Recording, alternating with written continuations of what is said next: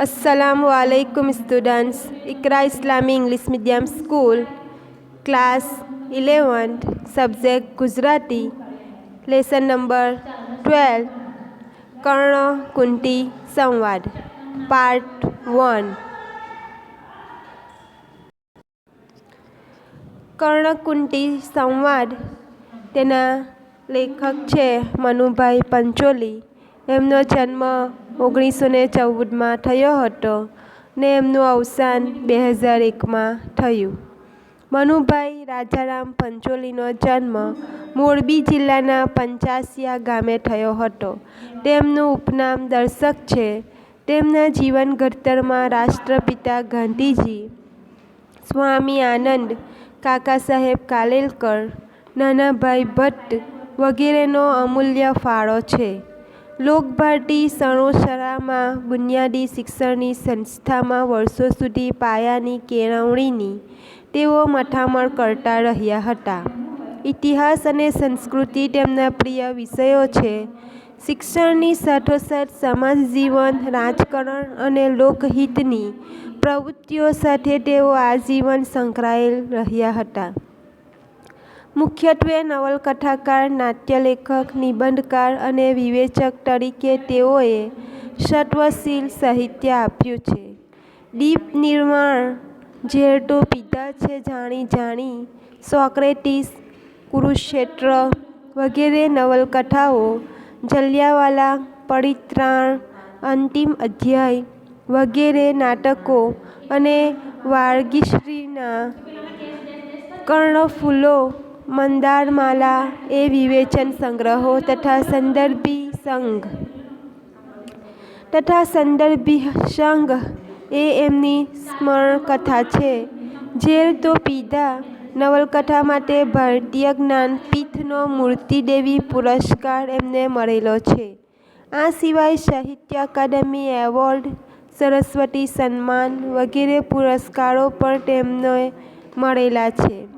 મહાભારતના વિષયવસ્તુ પરથી દર્શકની ત્રિઅંકી નાટ્યકૃતિ પરિત્રાણનું આ એક અમૂલ્યવાન પરિદ્રશ્ય છે.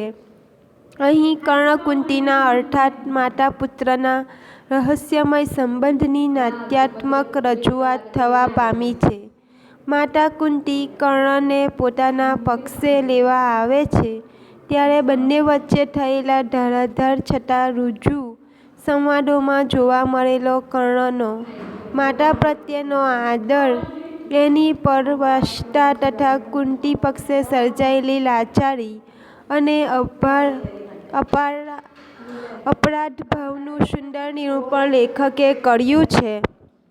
કૃષ્ણના અનુચર કાર્ય સાથે દુર્યોધન પ્રત્યેની કર્ણની અડોલ મૈત્રી, વફાદારી કમનીય નાટ્યાત્મક સંઘર્ષ રચી આપે છે. નાટ્યલેખકના સફળ મંચન ક્ષમતાયુક્ત સંવાદો દર્શકે રચી આપ્યા છે. પ્રવેશ ચોથો. સ્થળ ગંગા કિનારાનો એકાંત ખૂણો. કર્ણ ગંગા કિનારે રેતીના પટમાં પૂર્વાભિમુખ ઊભો જંપ કરે છે. કુંતી ધીરેથી આવી તેની પછવાડે ઊભા રહી જાય છે. કર્ણના ઉત્તરીયનો છેડો ઉડી ઉડીને કુંતાને જાણે સૂર્યકિરણોથી ઢાંકવા મથે છે.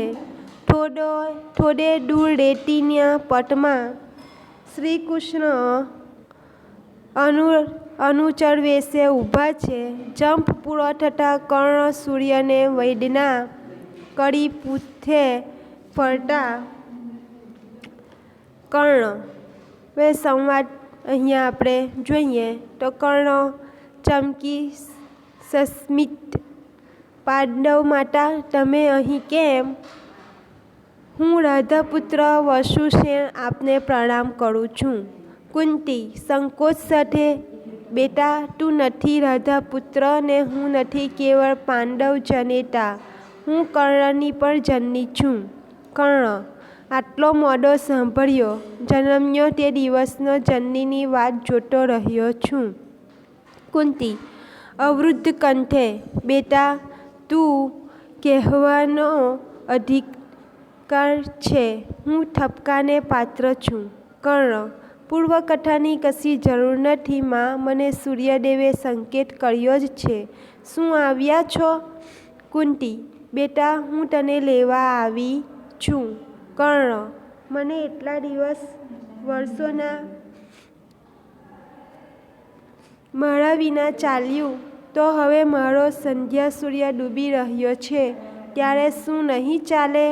મને નદીમાં વહેતો મૂક્યો ત્યારે ચાલ્યું, અધિરથને ત્યાં ઉછળવા દીધો ત્યારે ચાલ્યું, આ બધાના સંગમાં મોતો માનવા દીધો ત્યારે ચાલ્યું, અને હવે જે ગણ્યા દિવસો છે તેમાં મારા વિના નહીં ચાલે?